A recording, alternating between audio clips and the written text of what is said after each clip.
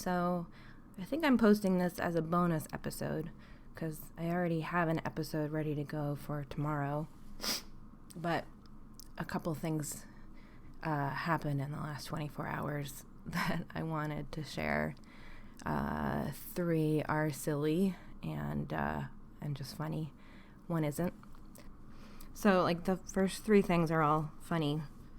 Mom / dog training related things. My friend Lori sent me a text message.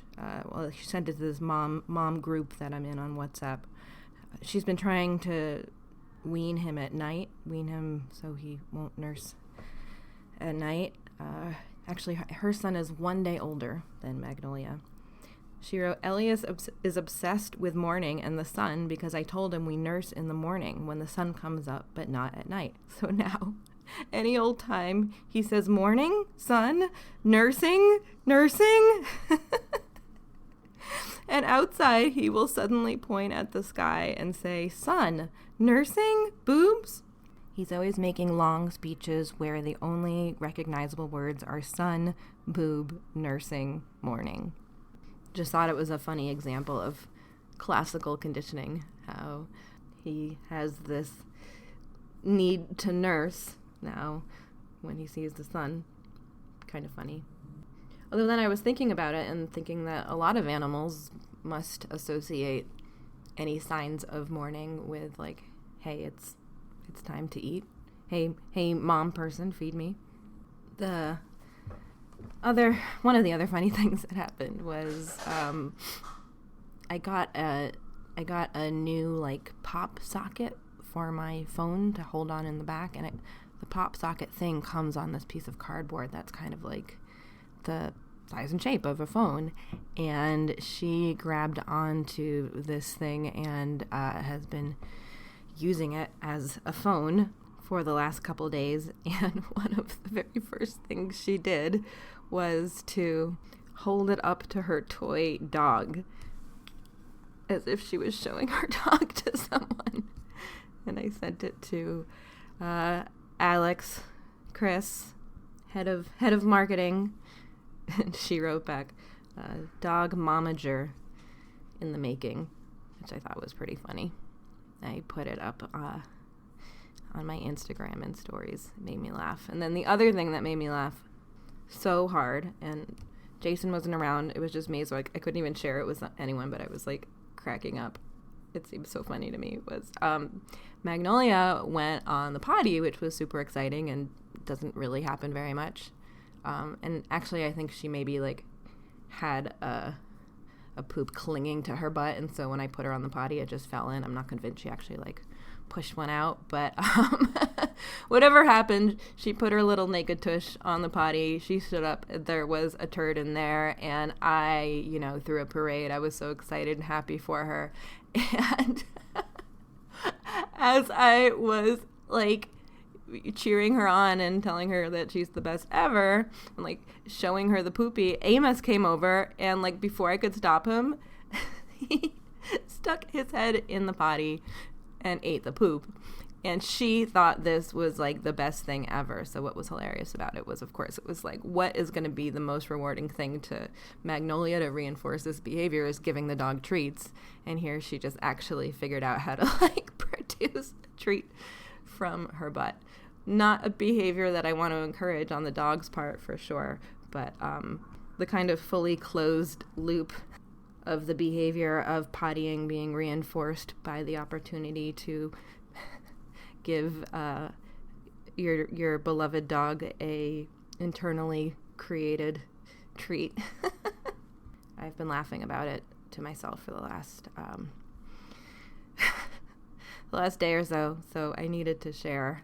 And I've also needed to laugh because the last thing I wanted to share in this kind of impromptu way, while I was hanging out in the park with Magnolia, I got the phone call from Dr. Sally Haddock at St. Mark's Vet letting me know that my dog is dying. He seems to have an inoperable mass in his liver, and sounds like there's not much that that she suggests that we do. He's 15 and a half, and I've just noticed things have been a little weird with him in the last couple months. And of course, I'm like kicking myself now, like, oh, if only I'd brought him in sooner. And, at this point, it's inoperable. But so I'm feeling a lot of like dealing with that part of it, which I think is normal. And also, just trying to focus on the feeling of what it's going to mean to lose this animal who has been, it's the longest strictly good relationship I've ever had with anyone. I got him when I was 25, and I just turned 40. And I remember thinking when I got him, like, wow, I could have this dog till I'm 40, and like trying to imagine what that would look like. And he's been an amazing buddy on this journey. I feel like just really glad that we've been able to share so many good times together. He's taught me so much. I feel like that sounds cheesy, but it's true. I feel like so much of what I know about dogs in general comes from what I know about one dog specifically. One dog who I just know very, very well. Anyway, I think we will be able to... He seems, actually pretty okay. He's certainly in good spirits. He and Magnolia are insanely cute together. I feel lucky that their time in my life has overlapped. And anyway, there's a lot to process here, and it's still very new and raw. But I'm supposed to do a Q&A webinar at 4 p.m., which you can sign up for at schoolforthedogs.com/Q&A. And if you're listening to this in the future, if you go to that link, the next one will be there. And anyway, I'm going to try and like throw some cold water on my face to look less bad, but I might need to wear sunglasses or something, because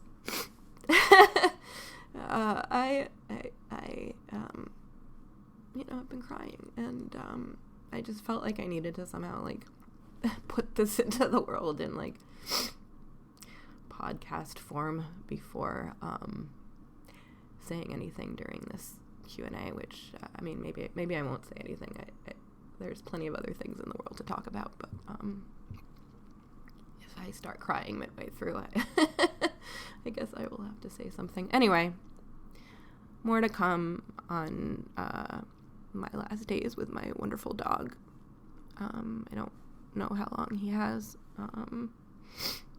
and it's possible I haven't even talked about him enough on this podcast. All right. Thanks for listening, and maybe I'll see you at the Q&A.